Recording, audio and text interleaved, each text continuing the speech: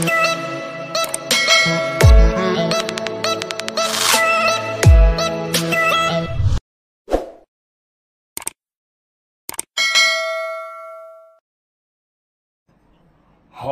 Welcome to my channel at kung bago ka lang dito ay huwag kalimutang mag-subscribe at pindutin lang ang notification bell para lagi kayong updated sa aking mga bagong math tutorial videos. Today ay part 2 or continuation ng ating topic sa direct variation. Last time, nalaman natin ang equation ng direct variation. Natutunan din natin kunin ang constant ng variation. Ganon din ang pag-identify ng table of values. So this time class, pag-aralan naman natin kung paano malalaman na yung given na graph ay direct variation.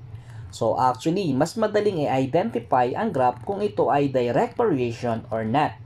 Tandaan lang na ang graph ng direct variation is always a straight line that goes through the origin. Katulad class nitong ating first graph. Straight line at dumaan or nag-intersect sa ating origin, so ibig sabihin, this graph is a direct variation. Ang tanong, paano kaya kumuha ng constant ng variation given ang graph? So sa pagkuha ng constant ng variation given ang graph, kukunin lang din natin ang ratio ng y and x. At makikita natin ang value ng x and y doon mismo sa dinaanan ng straight line. So, lagyan natin class ng mga points para mas madali nating makita. So, first, 10 over 1. Second, 20 over 2. Next, 30 over 3. 40 over 4. 50 over 5. So, dito pa lang makikita na natin na lahat ng ratio ng y and x is equal to 10. So, ang constant ng variation natin is k is equal to 10. And the equation of direct variation is y is equal to 10x. Okay, doon naman tayo sa second graph. Straight line din, kaya lang hindi siya dumaan sa origin or 0, 0. So, ibig sabihin, this graph is not a direct variation. At kung kukunin natin ang ratio ng y and x, 4 over 1, 6 over 2, 8 over 3, 10 over 4, 12 over 5, so not equal. At para naman sa ating panghuling graph, so makikita natin na nag-intersect naman siya sa origin, kaya lang hindi siya straight line, so meaning hindi ito direct variation. So again class, tandaan lang na ang graph ng direct variation is always a straight line that goes through the origin. So proceed tayo class sa letter D. So write an equation where y varies directly as x. So example number 1, y is equal to 28 when x is equal to 7. So para makuha natin ang equation ng direct variation, kukunin lang natin class yung constant ng variation. So, k is equal to y over x. So, substitute natin yung value ng y and x. So, 28 over 7. And 28 over 7 is equal to 4. Or k is equal to 4.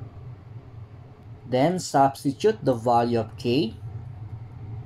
So, the equation of direct variation is y is equal to 4x. For example number 2, y is equal to 30 when x is equal to 8. So, kunin lang natin ulit yung constant. So, 30 over 8. Then, kunin natin class yung kanyang lowest term. I-divide lang natin yung numerator and denominator sa kanyang greatest common factor. So, ang greatest common factor ng 30 and 8 is 2. So, 30 divided by 2 and 8 divided by 2 is equal to 15 over 4. Then, after that, substitute natin class yung constant ng variation para makuha natin ang equation ng direct variation. So, the equation of direct variation is y is equal to 15 over 4 times x. Paano naman kaya kung ang given ay decimal? So, for number 3 example, y is equal to 0.7 when x is equal to 0.4. So first, convert muna natin class yung decimal sa fraction. So 0.7 is equal to 7 over 10. Then 0.4 is equal to 4 over 10. Pagkatapos, kunin na natin class yung constant ng variation. K is equal to y over x. So 7 over 10 over 4 over 10 or 7 over 10 divided by 4 over 10. So sa pag-divide ng fraction, gamitan lang natin ng KCF method or keep, change, flip. Keep, wala tayong babaguhin, 7 over 10 pa rin. Change, from division, gagawin nating multiplication. Then flip, ibig sabihin, babaliktarin natin class ang second fraction. So 4 over 10 magiging 10 over 4. So dito, pwede na natin siyang i-multiply, pero dahil pwede natin gamitan ng cancellation method, i-cancel na natin class yung 10. So ang matitira is 7 over 4. So constant ng variation natin is 7 over 4. Then substitute natin sa equation para makuha natin ang equation ng direct variation, which is y is equal to 7 over 4 times x.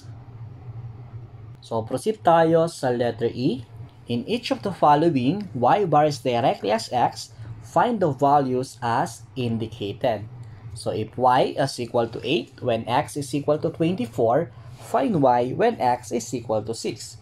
So dito, hahanapin naman natin yung nawawalang value gamit yung natutunan natin kanina sa letter D. Ibig sabihin, kukunin natin ang constant at equation ng direct variation. So unahin natin class yung constant ng direct variation. 8 over 24. Then kunin natin ang lowest term, 1 over 3. So the equation of direct variation is y is equal to 1 over 3 times x. After that, is-substitute natin yung value ng x. So magiging y is equal to 1 over 3 times the quantity of 6. And 1 over 3 times the quantity of 6 is equal to 2. So y is equal to 2 when x is equal to 6. And for our last example, if y is equal to negative 16 when x is equal to negative 4, find x when y is equal to 24. So dito yung x naman class yung nawawala, so siya naman yung ating isosolve. So pero ganun pa rin naman class yung pag-solve natin, kukunin lang natin yung constant at equation ng direct variation. So constant natin is negative 16 over negative 4 is equal to positive 4. And the equation of direct variation is y is equal to 4x. Pagkatapos, substitute natin yung value ng y, magiging 24 is equal to 4x. Then, substitute the value of y, so magiging 24 is equal to 4x. Then, gamitan natin ng division property of equality. Divide both sides by 4. So, our final answer is x is equal to 6. Hanggang dito na lang class. Kung meron kayong hindi naintindihan or meron kayong katanungan, ilagay lang sa ating comment section at isa-isa natin niyang sasagutin. Muli, maraming salamat sa panonood. God bless.